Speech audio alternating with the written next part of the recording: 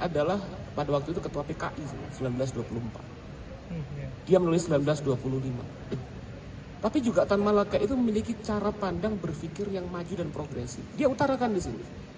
Dia bilang poinnya itu udah jangan aneh-aneh, jangan berpikir ilusif. Sekarang ini membuat Indonesia diktator proletariat. Karena itu konteks ekonomi politiknya saat ini nggak mungkin. Apa tujuannya? Republik Indonesia. Rumusan apa yang harus dibangun?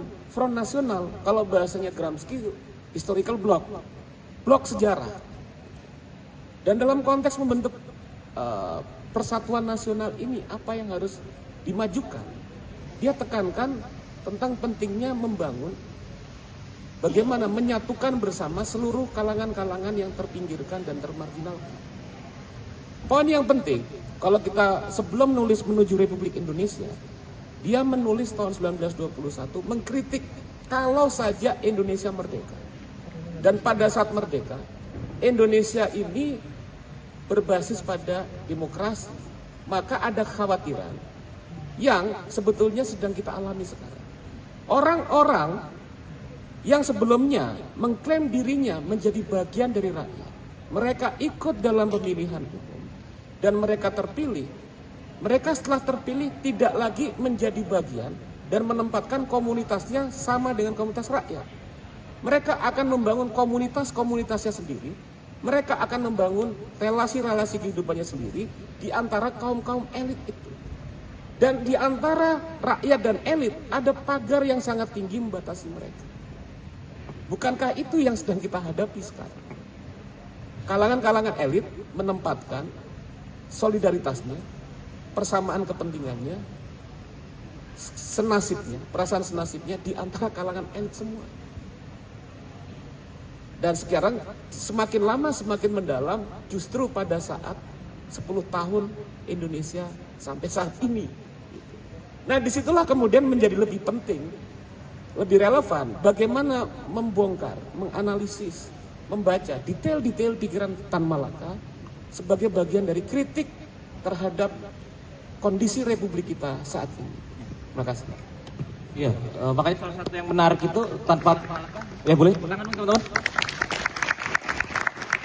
Kalau nggak salah Tan Malaka itu pernah mengkritik Soekarno, Muhammad Hatta karena belum menghilangkan feodalisme di Indonesia, maka kita nggak akan pernah merdeka sepenuhnya. Kalau nggak salah kan pernah Tan Malaka ketemu Soekarno pembahas. Nah, terkait itu ini untuk Bung Rocky. Jadi konsep terkait pundak itu kan kalau nggak salah kan dari Newton, Isaac Newton, yang sains itu nggak Newton ketemu gravitasi itu bukan karena dia sendiri yang membuat, tapi karena pundak orang lain yang membuat itu akhirnya bisa dia menemukan ya pengetahuan yang ada sanatnya lah, keterhubungan koheren gitu, tradisi pengetahuan. Nah, kata Bung Rocky tadi, tradisi pengetahuan kita itu udah rusak gitu, ya Bung Rocky, karena resonansinya itu nggak nyampe gitu ke tahun sekarang gitu. Nah, kira-kira Bung Rocky apa itu quantum leap, lompatan kuantum yang akhirnya menghubungkan kita kembali ke tradisi intelektualitas di zaman dahulu gitu. Apa yang perlu kita perbaiki, apa yang perlu kita kritisi, apa yang perlu kita koreksi gitu. Akhirnya kita bisa kembali ke tradisi intelektual masa lalu gitu Bung Rocky. Oke, ada quantum leap yang hari-hari ini dipujikan orang, yaitu pidato Pak Jokowi di Bloomberg dan pidato Pak Wapres di Afrika Selatan. Tiba-tiba semua merasa wah, Presiden Jokowi akhirnya bisa berpidato bahkan dalam bahasa Inggris. Demikian juga Gibran. Iya, kita mendengar, tapi kita tidak lihat di situ bahunya apa. Connectivity epistemiknya di mana? Pak Gibran datang ke jauh-jauh ke G20 itu hanya untuk mengucapkan pidato yang isinya adalah kami bebaskan visa masyarakat Afrika Selatan masuk Indonesia. Itu urusan konsul. Urusan apa cuma begituan? Hanya itu kan isi pidatonya. Jadi bayangkan misalnya bapak beranak ini tetap ingin melakukan quantum leap dengan fasilitas buzzer, basing aja, dan itu dia diresonansikan oleh termul. Nah itu quantum leap. Sementara Tan Malaka masuk Indonesia tanpa buku, menulis di pinggir kali dengan he is quoting from memorinya dia itu. Jadi apa yang melekat pada Tan Malaka tidak mungkin dihilangkan karena ancaman. Sebagian besar tanpa referensi, tapi dia tahu ilmu matematik, dia tahu ya enggak matematik dengan sendirinya, begitu you hafal rumus dia bisa terangin macam hal. Tetapi sejarah intelektual, konsep-konsep kunci dalam sosialisme abad 20 itu, awal itu dengan fasih diterangkan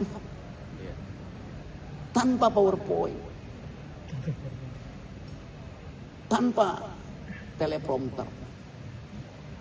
Dua kakak juga, kakak adik beranak itu dan bapaknya harus pakai teks, dan tak terlihat bahwa intonasi itu menandakan dia paham teks. Kan walaupun baca teks, kalau intonasinya ngaco, ya artinya dia nggak paham teks. Cuman lulus membaca aja, bukan lulus berpikir. Jadi itu intinya. Jadi sekali lagi, kita mau bikin itu, saya mau olah ini supaya Anda marah pada keadaan. Kita pernah diajar untuk berpikir kritis, belajar logis, belajar dialektis. Kenapa sekarang seluruh pelajaran itu ditentukan oleh hasil survei? Ya. Jadi tepuk tangan dulu teman-teman. Oh, mungkin karena kita ini public sphere ya, kayak Habermas gitu, kita mungkin lempar ke teman-teman semua ini yang mau tanya karena kayaknya pengen tanya ini. Mungkin boleh turun dulu dalam hitungan ketiga, mungkin boleh angkat tangan 1, 2, 3. Ya ini yang depan dulu ya Pak. Silakan. Boleh, mantap. Ya. Pakai mic ya? Ya, makasih. Perlu baca naskah dulu ya. Saya belum lulus berpikir. Oh no. Ini sebelum saya bertanya itu ada tesis dulu yang harus saya sampaikan gitu ya. Yang saya susun lama-lama ya? Enggak, insya Allah. Nah, jadi gini Pak Angga, Bung Rocky. Kita ini kalau membahas menuju Republik Indonesia gitu ya.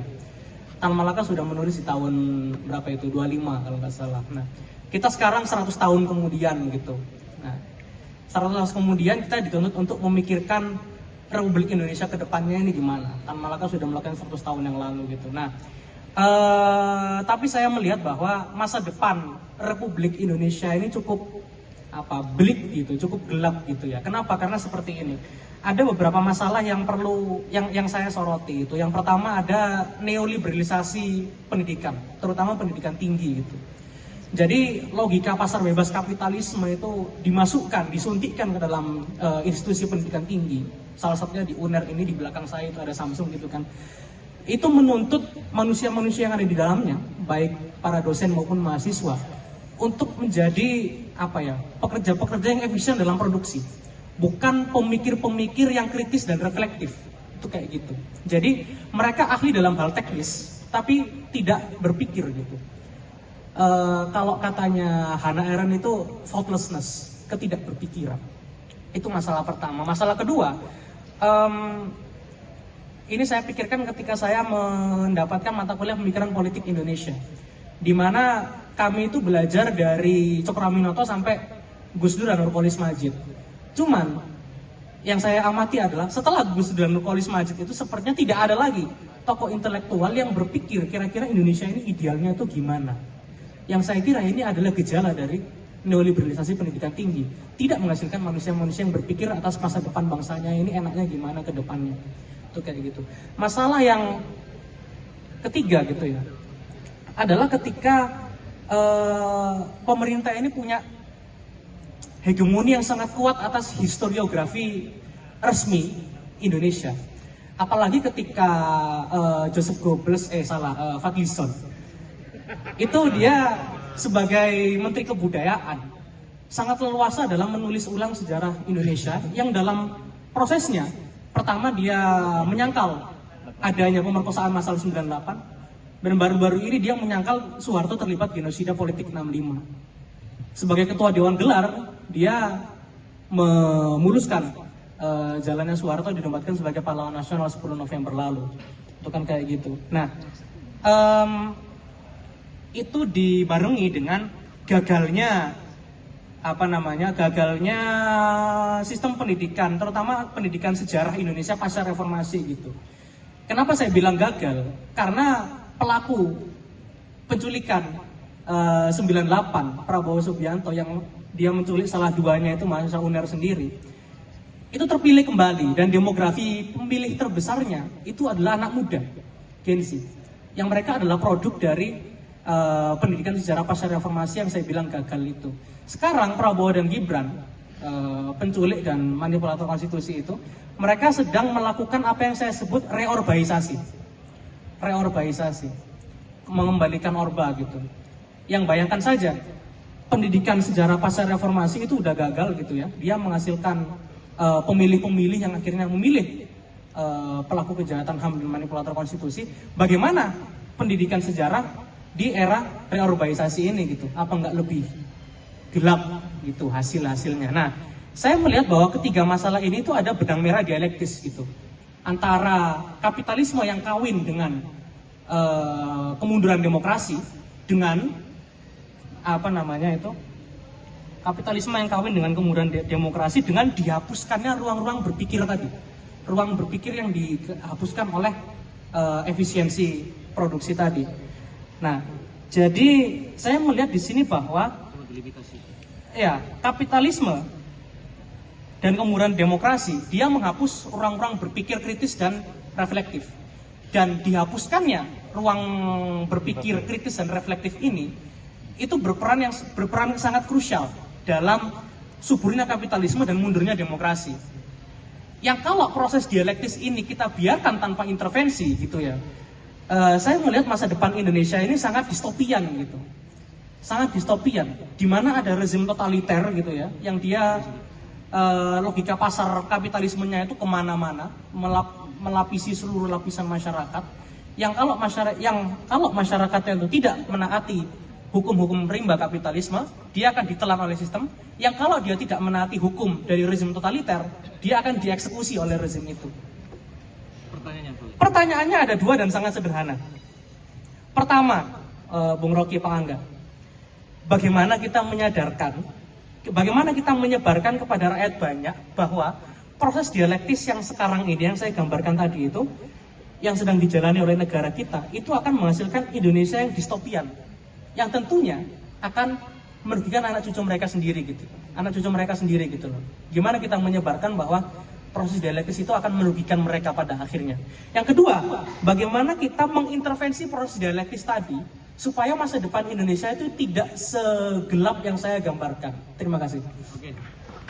Terima kasih. Mungkin mau diakumulasi jawab dulu. Akumulasi aja ya. Ada yang mau tanya mungkin tadi pas ini kayak. Oh, Mas. Mungkin bisa dipersingkat, Mas. Ya, baik. Assalamualaikum warahmatullahi wabarakatuh. Salah satu slogan yang menarik dari Tan Malaka yaitu kemerdekaan 100%, yaitu kemerdekaan yang ditujukan kepada kaum miskin, kaum buruh dan petani. Belum ada istilah pemilenial ya waktu itu. Nah, di kampung saya di Sulawesi Tenggara, Kota Kolaka, ada sebuah kompleks perusahaan yang didirikan oleh perusahaan, disiapkan rumah, karyawannya ditempatkan di situ, disiapkan rumah, dibayarkan listrik, dibayarkan wifi, dibayarkan air, dibayarkan keamanan, disiapkan security dan sebagainya. Hidup damai, tentram lewat konsep bagaimana BUMN ini mengamankan karyawannya. Di sampingnya ada kelurahan, ada desa yang sibuk, masyarakatnya sibuk mencari ikan untuk membayar BPJS, membayar biaya rumah sakit dan lain sebagainya. Nah, pertanyaan saya kemudian, ketika konsep kapitalisme melalui perusahaan ini mampu mensejahterakan karyawan tadi dengan menghadirkan negara tanpa ada dibayar, lalu kemudian kita lihat refleksi praktik kenegaraan kita, negara ini kalau kita tanya pernah kasih apa sih pada rakyat ya? Kita bayar listrik kan, kita pakai listrik kan bayar sendiri kan, kita bayar BPJS kan bayar sendiri kan, diputar uangnya lalu kemudian dibisniskan. Nah, kenapa kemudian paradigma pemikiran Tan Malaka ditolak? Karena bertentangan dengan arus kapitalis ya, kemudian harus dimatikan raganya meskipun pemikirannya masih bisa kita diskusikan. Nah, pertanyaannya apa yang salah bagi sosialisme sehingga tidak mampu mensejahterakan dan konsepnya, dan apa yang salah bagi kapitalisme di negara ini? Maksud saya kapitalisme tadi dengan contoh yang saya berikan, karyawan itu sejahtera. Nah, sosialisme karena ditolak, pemikirannya tidak sampai kepada 100% kemerdekaan tadi. Nah, Indonesia ini berada di titik mana gitu? Maksud saya, kalau kapitalismenya juga tidak mensejahterakan, sosialisme juga tidak ada. Jadi gimana konsepnya ini? Gitu. Ya, terima kasih. Oke, terima kasih Mas. Mungkin terakhir yang ketiga ya. Terakhir. Yes.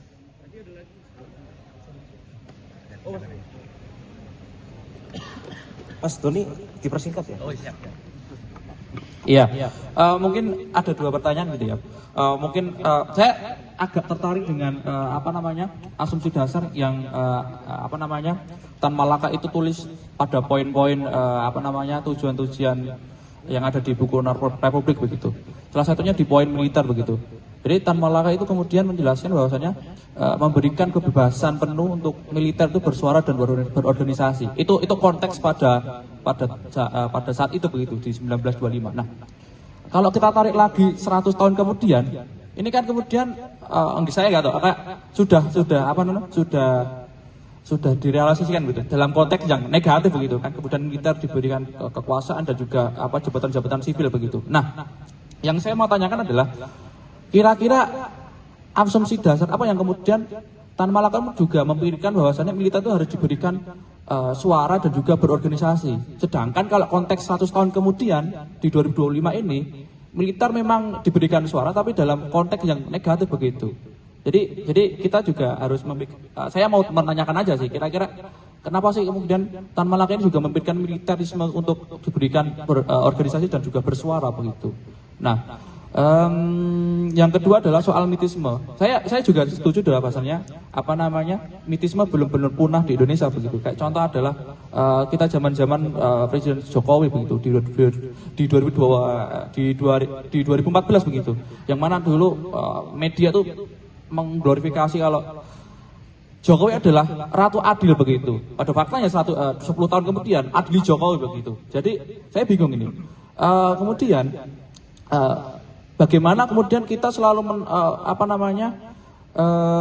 menyuarakan kalau mistisme kita harus lawan, tapi media kita aja ya juga menyokong bahwasannya konsep-konsep kayak gitu harus ada. Karena apa? Karena itu juga sumber pendapatan mereka gitu. Jadi adalah bagaimana kemudian kita memikirkan itu kembali begitu. Itu pertanyaan dua saya sih gitu. Oke. Siap, terima kasih. Itu ya Mas, baju putih. Silakan Mas, maju Mas, mungkin bisa maju. Terakhir ini langsung kita Bung Rocky. Bismillahirrahmanirrahim. Assalamualaikum warahmatullahi wabarakatuh. Terima kasih teman-teman. Perkenalkan, saya Fazlun Masahua. Saya bolos kerja untuk lari ke sini. Pertama kepada Bung Rocky, saya ikuti semua perkembangan Bung Rocky di sosial media. Pertama tentang kacamata Tan Malaka dan reformasi. Tadi saya dengar banyak disinggung tentang reformasi. Kita tahu bahwa Bung Rocky merupakan saksi sejarah pergulatan reformasi itu terjadi.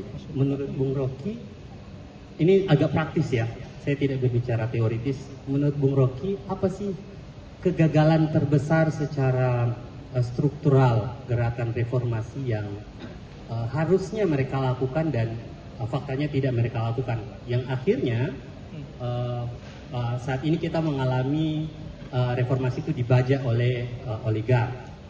Untuk oligark ini saya ingin menceritakan satu kisah yang mungkin menggambarkan semuanya. Di Maluku, karena saya orang Maluku, ada satu kota namanya